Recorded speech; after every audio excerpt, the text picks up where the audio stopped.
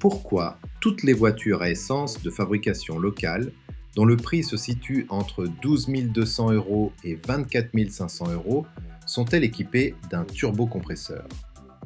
Quel est le rôle d'un turbocompresseur? En réalité, quel que soit l'âge de votre voiture ou l'ancienneté de sa technologie moteur, l'ajout d'un turbocompresseur améliorera considérablement sa puissance. En termes simples, un turbocompresseur est une source de puissance externe pour le moteur. Nous aborderons plus en détail la structure du turbocompresseur, son principe de fonctionnement et son impact sur le moteur. Tout d'abord, les deux éléments les plus importants d'un moteur atmosphérique classique sont l'air et le carburant.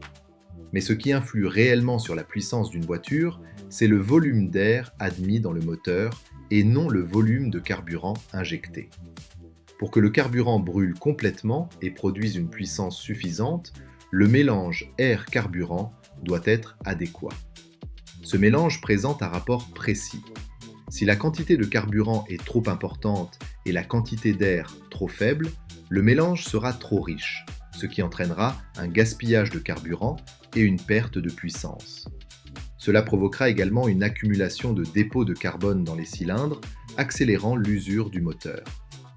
Si le mélange air-carburant est trop pauvre et le mélange air-carburant trop riche, il en résultera un mélange trop pauvre, pouvant entraîner des dysfonctionnements du moteur. Par conséquent, augmenter le mélange air-carburant, que ce soit en quantité excessive ou insuffisante, peut endommager le moteur. Le rapport air-carburant idéal est de 14,7 kg d'air pour 1 kg de carburant. Plus la quantité d'air admise dans le moteur est importante, plus les injecteurs peuvent injecter de carburant, ce qui se traduit par une puissance de combustion accrue. Certains pourraient se demander « Je peux accélérer simplement en appuyant sur l'accélérateur, alors pourquoi dit-on que plus d'air dans le cylindre signifie plus de puissance ?» En réalité, ce que vous actionnez, ce n'est pas la pédale d'accélérateur, mais une soupape, car celle-ci contrôle l'ouverture et la fermeture des soupapes d'admission du moteur. Plus vous appuyez sur l'accélérateur, plus les soupapes d'admission s'ouvrent et plus le moteur aspire d'air, ce qui provoque une accélération. Cependant, le volume du cylindre est limité et la quantité d'air qu'il peut aspirer est très limitée. Pour augmenter la puissance du moteur, outre l'augmentation de sa cylindrée, l'ajout d'un turbocompresseur est la seule solution. La fonction principale d'un turbocompresseur est de comprimer l'air, permettant ainsi de remplir les cylindres avec un volume d'air plus important et plus dense en une seule fois, sans modifier la cylindrée du moteur. Par exemple, un cylindre de 0,5 litres peut contenir au maximum 0,5 litres de mélange air-carburant, tandis qu'un turbocompresseur peut y injecter 0,75 litres de ce mélange. Cela signifie que, sans changer la cylindrée du moteur, un plus grand volume d'air et de carburant est aspiré. C'est la principale raison pour laquelle les moteurs atmosphériques ne peuvent pas surpasser les moteurs turbocompressés de même cylindrée. Cependant, il est important de noter qu'un turbocompresseur ne fonctionne pas de manière autonome.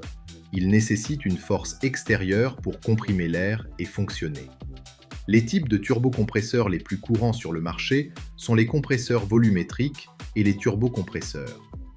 Commençons par les turbocompresseurs, qui sont les plus répandus. Les turbocompresseurs sont principalement alimentés par les gaz d'échappement du moteur.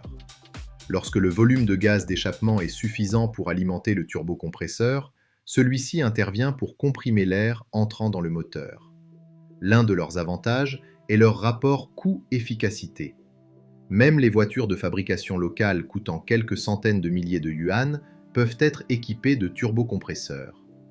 Ces derniers réduisent la charge sur le moteur en fonctionnement car ils sont alimentés principalement par les gaz d'échappement, recyclant ainsi les déchets.